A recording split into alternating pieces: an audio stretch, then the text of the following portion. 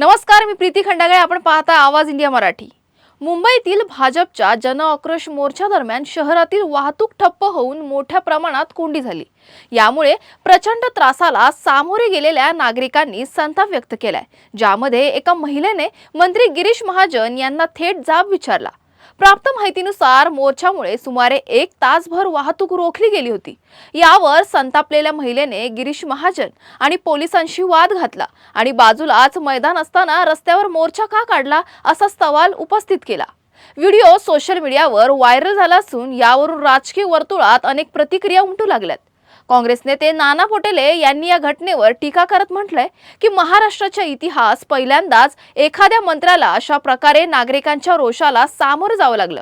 ही घटना एक महत्त्वपूर्ण मुद्द्याची ओरड आहे, ज्या सार्वजनिक वाहतुकीवर होणारा परिणाम आणि मोर्चाचा परिणाम किती मोठा असतो हे पुन्हा एकदा चर्चेचा विषय ठरला आहे.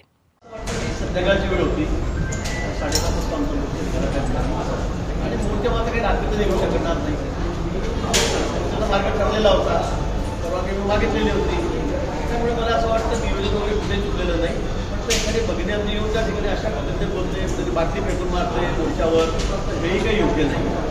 त्यांचा मोर्चा सुद्धा महिलांचाच होता, महिलांच्या आरक्षणासाठीच होता, महिलांच्या हक्कासाठीच तो मोर्चा होता. मला असं वाटतं की त्यांचा राग फार जनावर झालेला होता, त्यांचा संसार फार जनावर झालेला होता. पण त्या काही असं भाषेमध्ये बोलत होत्या, हेही काही योग्य नाही.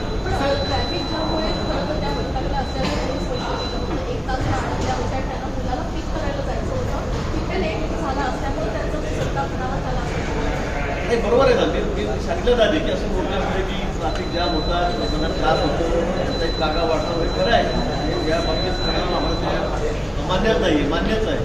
पण आता शेवटी महिलांच्या हक्कासाठी हा मोर्चा होता. असे मोर्चे आपण बघतायत मुंबईमध्ये, शहरामध्ये, राज्यामध्ये, देशामध्ये सतत निघत असतात.